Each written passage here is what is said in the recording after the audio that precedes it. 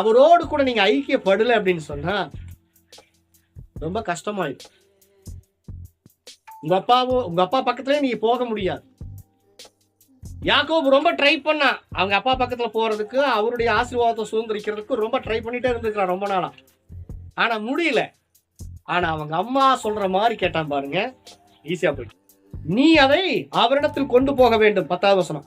அதற்கு யாக்கோபு தன் தாயாகிய ரெபேக்காளை நோக்கி. இப்ப யாக்கோபு நாமம், நம்முடைய சுபாவம் என்னன்னு சொல்றாங்க எனக்கு. யாக்கோபு என்ன சொல்றான் பாருங்க, என் சகோதரனாகிய ஏசா ரோமம் மிகுத்தவன், நான் ரோமம் இல்லாதவன். சொல்லுங்க. அண்ணன் நீதியுள்ளவர், நம்ம பாசை சொல்றோம். அண்ணா நீதியுள்ளவர், நானோ அநீதியுள்ளவன். அவர் பரிசுத்தர், நானோ பாவி. அவர் ஆசீர்வதிக்கப்பட்டவர், நானோ சாபம் நிறைந்தவன். எப்படி இது? எப்படி நான் எங்க அப்பா கிட்ட போக முடியும்? சொல்றீங்களே, நான் பாவிதான். நான் இது யாக்கோபுடைய ஸ்டேட்மெண்ட், ஜெபம். அதனால நீங்க பாவி பாவி பாவி பாவின்னு உங்க மனசுல சொல்ற வரைக்கும், நினைக்கிற வரைக்கும் உங்க அப்பாவுடைய சித்தத்தை நீங்க ரீச் பண்ண முடியாது. என்னைக்குமே பிதா ஆஸ்வதிக்கும் போது இஸ்ரவேலுக்குள்ள ஒரு வழக்கம் என்னன்னா, தான் பிள்ளைகளை கட்டி அணைச்சு முத்தம் கொடுத்து மடியில உட்கார வச்சு அதுக்கப்புறம் தான் அவங்களுடைய ஒட்டுமொத்த ஆசீர்வாதம் அவங்க பேர்ல எழுதுவாங்க. அல்லேலூயா சொல்லுங்க. ஆனா இந்த பையன், சின்ன பையன், அவன் எப்பவுமே ஏமாத்துக்காரனா இருந்திருக்கானா, அதனால அவங்க அப்பாவுக்கு அவனை கண்ட என்ன ஆகல, பிடிக்காம போச்சு. அல்லேலூயா. அதனால வசனம் சொல்றது, ஈசாக்கு யாக்கோபை அனுப்பி விட்டான். எங்க? மாமனார் வீட்டுக்கு. ஒண்ணும் கொடுக்காம அனுப்பிச்சிட்டேன். அல்லேலூயா. கவனிங்க, முடிச்சல. அதற்கு யாக்கோபு தன் தாயாகிய ரெபேக்காளை நோக்கி, என் சகோதரனாகிய ஏசா ரோமம் மிகுந்தவன், நான் ரோமம் இல்லாதவன். அவர் நீதியுள்ளவர், நான் அநீதியுள்ளவன். அவர் பரிசுத்தர், நான் அசுத்தன். இந்த எண்ணம் இருக்கிற வரைக்கும் நீங்க பிதாவினுடைய பக்கத்துல நெருங்க முடியாது. சரி, இதுக்கு என்ன ரெமடி பரிசுத்தாவியனர் கொடுக்கிறார், ரெபேக்காள் கொடுக்கிறான். ஒருவேளை அவன் சொல்றான், இன்னும் முடிக்கலாங்க, ஒருவேளை என் தகப்பன் என்னை தடவி பார்ப்பார், அப்பொழுது நான் அவனுக்கு எத்தனாய் காணப்பட்டு என் மேல் ஆசீர்வாதத்தை அல்ல சாபத்தை வர பண்ணி கொள்வேனே என்றான். அதற்கு அவன் தாய், என் மகனே, உன்மேல் வரும் சாபம் என் மேல் வரட்டும். என் சொல்லை மாத்திரம் கேட்டு நீ போய் அவைகளை என்னிடத்துல கொண்டு வா என்றாள். அவன் போய் அவைகளை பிடித்து தன் தாயினிடத்துல கொண்டு வந்தான். அவனுடைய தாய் அவன் தகப்பனுக்கு பிரியமானபடி ருசியுள்ள பதார்த்தங்களாய் சமைத்தாள். பின்பு ரெபேக்காள், கவனிங்க 15வது வசனம், நீ ரோமம் இல்லாதன்னு சொல்ற இல்லையா, நீ பரிசுத்தம் இல்ல, எனக்கு நீதி இல்ல, எனக்கு எதுவுமே இல்ல, எனக்கு தகுதி இல்லை அப்படின்னு சொல்ற இல்லையா, அதை நான் உங்களுக்கு போக்க போறேன்னு சொல்லிட்டு, நான் எங்க அண்ணன் மாதிரி இல்லை. யாக்கோபு என்ன சொல்றான், நான் எங்க அண்ணன் மாதிரி இல்லை, எங்க அண்ணனை எங்க அப்பா தொட்டு பார்த்தாலே கண்டுபிடிச்சிருவார். ஏன்னா அவனுக்கு ரோமம் இருக்குல்ல, எனக்கு ரோமம் இல்லை, அதனால நான் பயப்படுறேன் அப்படின்னு சொல்லிட்டு இருந்தான் இல்லையா. அதுக்கு ரெபேக்காள் என்ன செய்யறாங்கன்னு பாருங்க. ரெபேக்காள் வீட்டிலே தன்னிடத்தில் இருந்த தன் மூத்த மகனாகி ஏசாவின் நல்ல வஸ்திரங்களை எடுத்து தன் இளைய மகனாகி யாக்கோபுக்கு உடுத்தினான். உங்க அண்ணாவுடைய ட்ரெஸ்ஸ நான் உனக்கு போட்டு விடு. நம்முடைய நீதி எல்லாம் அழுக்கான அந்த துணிதான். அந்த துணியை நீக்கிட்டு நம்முடைய அண்ணன் மூத்த சகோதரனாயிருக்கிற கிறிஸ்துவின் வஸ்திரத்தை பிதாவாகிய தேவன் அவருக்கு போட்டிருந்தார் இல்லையா, பரிசுத்தம்ங்கிற வஸ்திரத்தை, நீதிங்கிற வஸ்திரத்தை, ஏசாயா 61:10 நீதிங்கிற வஸ்திரத்தை, ரட்சிப்புங்கிற வஸ்திரத்தை அவர் நமக்கு போட்டு விட்டார். அல்லேலூயா. யார் போட்டு விட்டது? பரிசுத்த ஆவியானவர். சொல்லுங்க.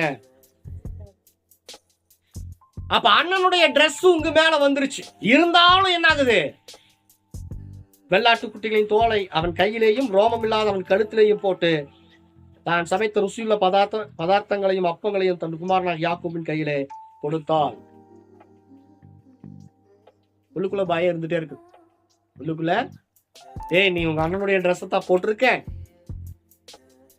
நீ பாக்குறதுக்கு உங்க அண்ணன் மாதிரியே இருக்கிற அப்படின்னு பரிசுத்த ஆவியானவர் தலைமையில அடிச்சு சொன்னாலே இந்த பசங்க கேட்கறதே கிடையாது. நீ நீதி உள்ளவன் தான், நீ பரிசுத்தம் உள்ளவன் தான். ஏன்னா உங்க அண்ணனுடைய ட்ரெஸ் உன் மேல வந்துருச்சு. சொல்லுங்க பக்கத்துல கை. நம்ம நீதியில நாம போகல ராஜா, சொல்லுங்க. அவருடைய நீதியில நாம போறோம். 2 கொரிந்தியர் 5:17 சொல்லுது, 21 சொல்லுது, நாம் அவருக்குள் தேவனுடைய நீதியாகும்படிக்கு பாவம் அறியாத அவரை நமக்காக பாவம் ஆக்கினார். அல்லேலூயா. நாம நீதி ஆகணுங்கிறதுக்காக அவர் பாவமானார். பிதா ஈசாக்கு இயேசுவை வனத்துக்கு அனுப்பினார். அவர் வனத்துக்கு போனாதான் அவருடைய ட்ரெஸ் யாருக்கு வரும்? யாக்கோபுக்கு வரும். இயேசு சிலுவைக்கு போனாதான் அவருடைய நீதியாகிய வஸ்திரம் உங்களுக்கு வரும். அல்லேலூயா. இது எப்போ நடந்து முடிஞ்சிச்சு? 2000 வருஷம் ஆயிடுச்சு. நீங்க இயேசு கிறிஸ்துவின் வஸ்திரத்தை பரிசுத்த ஆவியானவர் உங்க மேல போட்டிருக்கிறார்.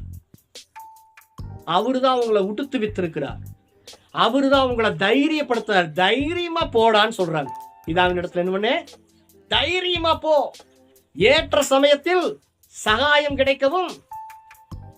தைரியமா என்ன பண்ணுமா? கிருபாசன தண்டையில கிட்டிச்சு. சொல்றவர் யாரு? உங்களை பெத்தெடுத்த பரிசுத்த ஆவியானவர். அல்லேலூயா. தைரியமா பிதா கிட்ட போ. இருந்தாலும் இவனுக்கு என்ன? நம்மள மாதிரியே அவனும் பயப்படுறான். ஏன்னா தெரியுது இல்லையா?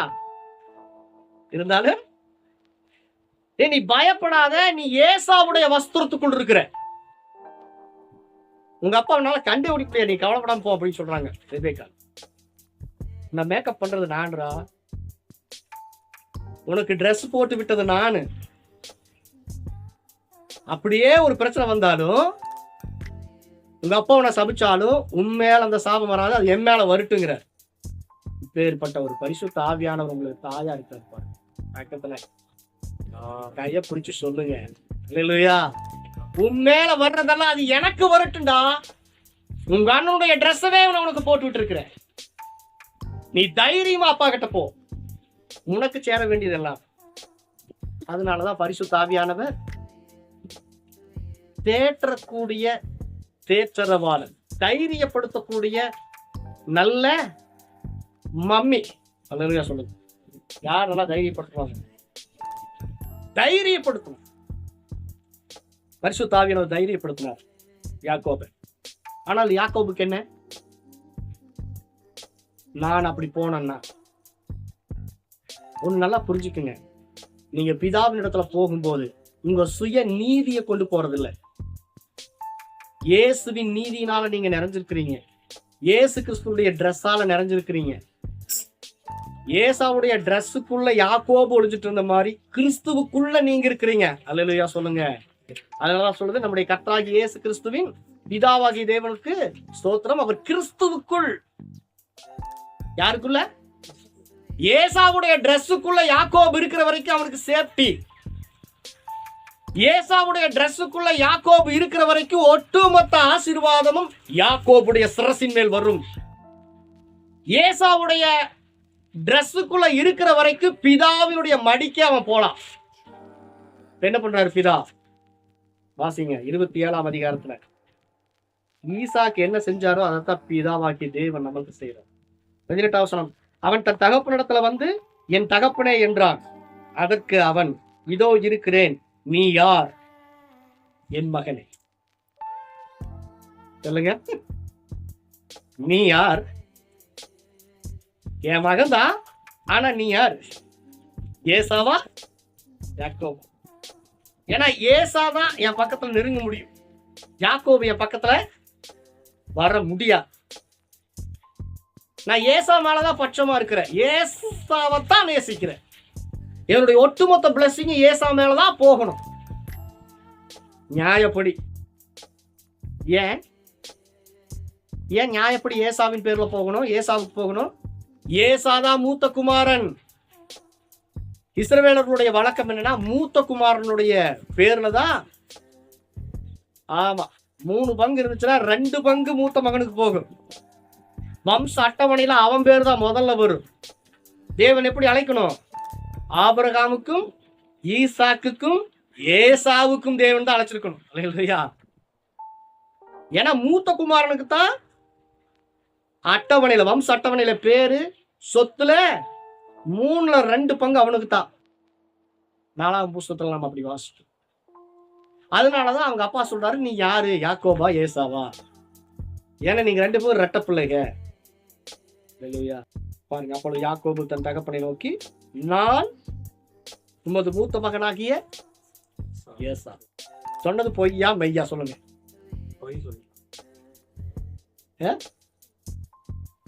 சொன்னது பொய். ஆனா அவன் எதுக்குள்ள இருந்து சொன்னாங்கிறது ரொம்ப முக்கியம். ஏசாவின் வஸ்திரத்துக்குள் இருந்து சொல்றாங்க. அல்லேலூயா. நானா போய் சொல்லியிருந்தா நான் உண்மைதான், நானாகவே வந்திருக்கிறேன் அப்படி நீங்கன்னா அவுட் தான். நான் கிறிஸ்துவுக்குள் வந்திருக்கிறேன் அப்படின்னா நீங்க அவுட் இல்ல.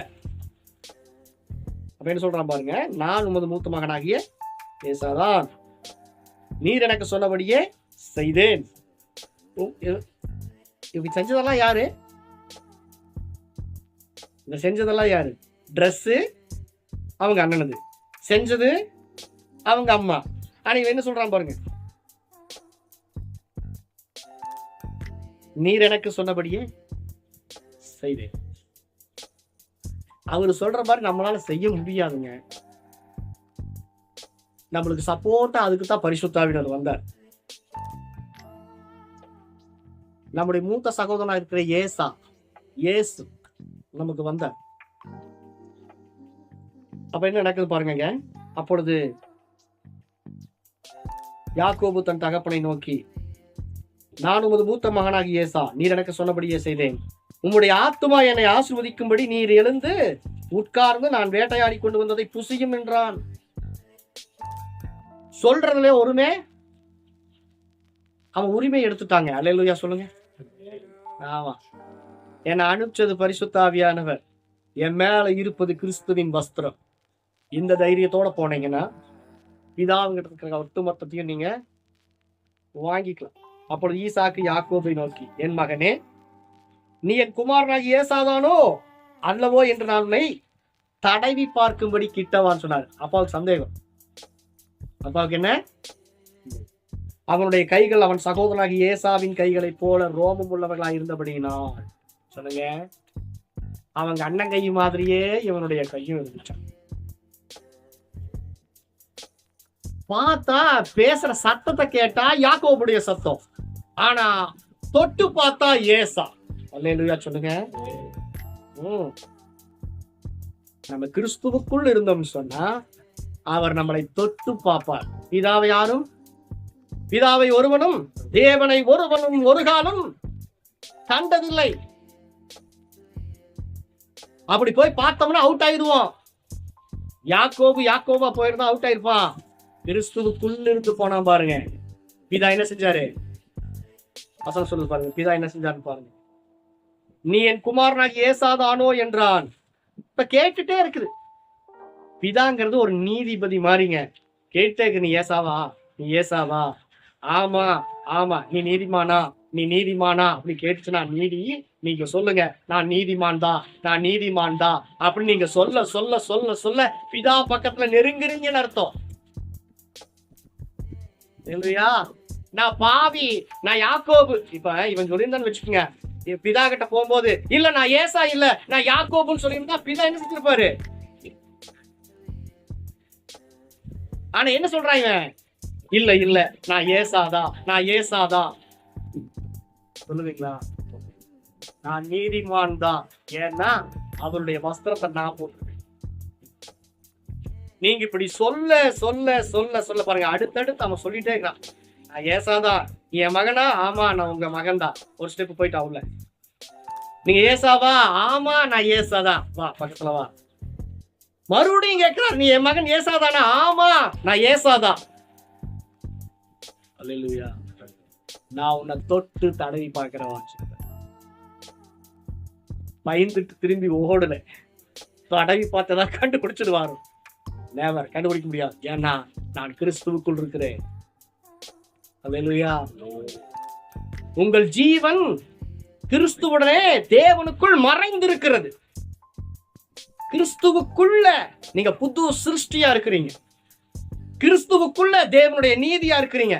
ஒட்டு மொத்தமா இயேசு கிறிஸ்துவின் வஸ்திரம், அவருடைய பிரசன்னம் உங்களை கவர் பண்ணிருக்கிறதுனால பிதாவே நினைச்சாலும் உங்களை அடிக்க முடியாது. கிறிஸ்துவின் கிருபையினால் உங்களுக்கு ஒரு சேதாரமும் வராது. அவன் கிட்ட போய் அவனை முத்தம் செய்தான். இப்ப கவனிங்க, இதான் ரொம்ப முக்கியமான சட்டம். அவன் கிட்ட போய் அவனை முத்தம் செய்தான். அப்போ ஏசாவை போலவே யாக்கோபை மாற்றின வேலை யார் செஞ்சா? ரெபேக்காள் செஞ்சாங்க. இந்த வசனத்தை தான் 2 கொரிந்தியர் 3:18 சொல்லுது. நாம் எல்லாரும் கர்த்தருடைய மகிமையை கண்ணாடியில காண்கிறது போல கண்டு ஆவியாய் இருக்கிற கர்த்தராலே அந்த சாயலாகத்தானே மகிமையின் மேல் மகிமை அடைந்தும் மறுரூபமாக்கப்படுகிறோம். நாம கண்ணாடியில இயேசுவ, கண்ணாடிங்கிற வேதத்துல இயேசுவை நாம இப்படி பார்க்க பரிசுத்த ஆவியா இருக்கிற ரெபேக்காள் நம்மளை இயேசுவை போலவே மாத்திடுவாங்களாம். நம்மளை எதுக்கு முன்குறிச்சாரா? அநேகம் சகோதரருக்குள்ளே தம்முடைய குமாரன் முதற்பேரானவராய் இருந்தார். எவர்களை முன்குறித்தாரோ அவர்களை தமது குமாரனுடைய சாயலுக்கு ஒப்பாய் இருப்பதற்கு முன்குறித்தார். ரோமர் 8:28-32 வசனம் சொல்லுது. எவர்களை முன்குறித்தாரோ அவர்களை தமது குமாரனுடைய சாயலுக்கு சமமாய் ஒப்பாய் இருப்பதற்கு முன்குறித்தார். எவர்களை முன்குறித்தாரோ அவர்களை அழைத்தும் இருக்கிறார். எவர்களை அழைத்தாரோ அவர்களை நீதிமான்களாக்கியும் இருக்கிறார். எவர்களை நீதிமான்களாக்கினாரோ அவர்களை மகிமைப்படுத்தியும் இருக்கிறார். இப்படி இருக்க நாம் என்ன சொல்லுவோம்? தேவன் நம் பட்சத்தில் இருந்தா நமக்கு விரோதமாய் நிற்பவன் யார்? அந்த வசனம் எங்க வருது தெரியுமா? தேவன் நம் பட்சத்தில் இருந்தால் நமக்கு விரோதமாய் இருப்பவன் யார்னு சொல்லி அந்த வசனம் எப்ப வருது தெரியுமா? உன்னை அவரை போலவே அவருடைய சாயலை போலவே மாற்றுவாராம். அதுக்கு விரோதமா நிக்கிறவன் யாரா? நாவும் பக்கத்துல நிக்கிறேங்கிறார் கர்த்தர். அல்லேலூயா. நான் உன்னை இயேசுவை போல மாத்துவேன்னா மாத்துவன் தான். ஏசாவுடைய ட்ரெஸ் உனக்கு போட்டு விட்டு உங்க அப்பா பக்கத்துல போய் உங்க அப்பா மடியில உட்கார்ந்து அவருக்கு முத்தமிட செய்வேன். நான் அதுக்காகத்தான் நான் வந்திருக்கேன். பரிசுத்த ஆவியானவர் எதுக்கு வந்தார் சொல்லுங்க? இயேசுவை போல நம்மை மாற்றிட்டாரா? நீங்க பார்க்க பயந்து நின்று இருந்தீங்கன்னா அப்படி நின்று இருக்கணும். அவர் சொல்ற மாதிரி கேளுங்க. ஆட்டுக்குட்டியை புடினா புடி, அடினா அடி, இத படினா படி. யாக்கோபு ஏதாவது செஞ்சானா சொல்லுங்க? என்ன செஞ்சான்? பரிசுத்த ஆவியானவர் சொன்னதை செஞ்சான். ஆட்டுக்குட்டி அடின்னு சொன்னாரு, அவன் ஆட்டுக்குட்டி அடிச்சான். இப்ப பரிசுத்த ஆவியானவர் என்ன சொல்றாரு? படிங்கிறாரு. என்னங்கிறாரு? படிங்கிறாரு. அதை செய்யுங்க. கர்த்தருடைய மகிமையை கண்ணாடியில பாருங்க. இதுல பாருங்க, இந்த வேதத்துல பாருங்க. நீங்க பார்க்க பரிசுத்த ஆவியானவர் அப்படியே மாத்திவார். நீங்க எப்படி பாக்குறீங்களோ அப்படி மாத்திவார். அல்லேலூயா. கடைசியா நம்ம வசனத்தை முடிப்போம். அவன் கிட்ட போய் அவனை முத்தம் செய்தான். அப்பொழுது அவனுடைய வஸ்திரங்களின் வாசனையை மோந்து. கவனிங்க. இப்ப பிதா யாக்கோபு பிடிச்சிருந்தான் இல்லையா? ஏசாவுடைய வஸ்திரத்தை மோந்து பார்த்தான். தொட்டு பார்த்தான், தடவி பார்த்தான், இப்ப மோந்தே பார்க்கிறான். ஏன்னா ஒவ்வொருத்தருக்கும் ஒவ்வொரு வாசனை இருக்கு. அல்லேலூயா. ஏன்னா என் பக்கத்திலேயே இருக்கிறான். என் மகனுடைய வாசனை என்னன்னு எனக்கு தெரியும். பக்கத்துல நெருங்கும் போது தெரிஞ்சு இவங்க யார் வர்றாங்கன்னு தெரிஞ்சு குருடர்லாம் கண்டுபிடிச்சிருவாங்க. அல்லேலூயா. இப்ப என்ன பண்றாரு? மோந்து பார்க்கிறாரு. மோந்து பார்த்த உடனே என்ன சொல்றாரு பாருங்க. இதோ என் குமாரனுடைய வாசனை, கர்த்தர் ஆசீர்வதித்த வயல்வெளியின் வாசனையை போட்டு. வாசம் என்ன வாசடிக்குதுங்க? இயேசுநாதருடைய வாசம் அடிக்குதுங்க. யாக்கோபுடைய வாசம் அடிக்கல. இயேசுநாதருடைய வாசம் நற்கந்தம். சொல்லுங்க, கிறிஸ்துவுக்கு நாங்கள் தேவனுக்கு கிறிஸ்துவின் நற்கந்தமா இருக்கிறோம். தேவனுக்கு நாங்கள் கிறிஸ்துவின் நற்கந்தமா இருக்கிறோம் பவுல் சொல்றாரு. அப்படின்னா நம்முடைய வாசனை பரிசுத்தங்கிற வாசனை. நம்ம மேல என்ன வாசனை அடிக்குது? பாவங்கிற வாசனை அடிக்கல, மரணங்கிற வாசனை அடிக்கல, ஜீவன்கிற வாசனை, நீதிங்கிற வாசனை, பரிசுத்தங்கிற வாசனை. பிதாவே முகர்ந்து பார்த்து சொல்றாரு, நீ என் குமாரன் தான். முகர்ந்தது யாருடைய வாசனை? இயேசுநாதருடைய வாசனை நம்ம மேல வீசுதுங்க. ஏன் பிசாசு அலறுது? அது ஸ்மெல் பண்ண தெரியும். யாரு வர்றா அப்படிங்கறத ஆவியில அது நுகர்ந்து பார்க்கும்.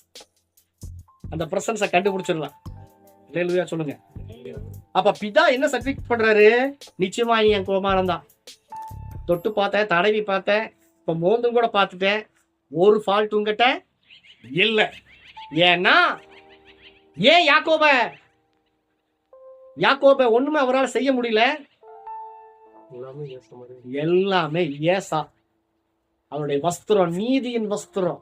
முகர்ந்தான் நீதியின் மனம் அடிக்குது, பரிசுத்தங்கிற மனம் அடிக்குது. அதனால பிதா என்ன பண்ணாரு? பாப்பா என் பக்கத்துல மடியில எடுத்து உட்கார்ந்துச்சு, அவனை முத்தமிட்டு அவனை ஆசீர்வதிக்கிறார். இந்த ஆசீர்வாத வார்த்தைகளை உங்களுக்கு நான் சொல்ல போறேன். இருந்து நிற்போம். தேவன் உனக்கு, அவன் கிட்ட போய் அவனை முத்தம் செய்தான். அப்பொழுது அவனுடைய வஸ்திரங்களின் வாசனையை மோந்து, இதோ என் குமாரனுடைய வாசனை கர்த்தர் ஆசீர்வதித்த வயல்வெளியின் வாசனை போல் இருக்கிறது. தேவன் உனக்கு வானத்து பணியையும் பூமியின் கொழுமையையும் கொடுத்து மிகுந்த தானியத்தையும் திராட்சரசத்தையும் தந்தருள்வாராக. ஆமென் சொல்லுங்க. ஜனங்கள் உன்னை சேவிக்கவும் ஜாதிகள் உன்னை வணங்கவும் கடவர்கள். உன் சகோதரனுக்கு எஜமானாயிருப்பாய். உன் தாயின் பிள்ளைகள் உன்னை வணங்குவார்கள்.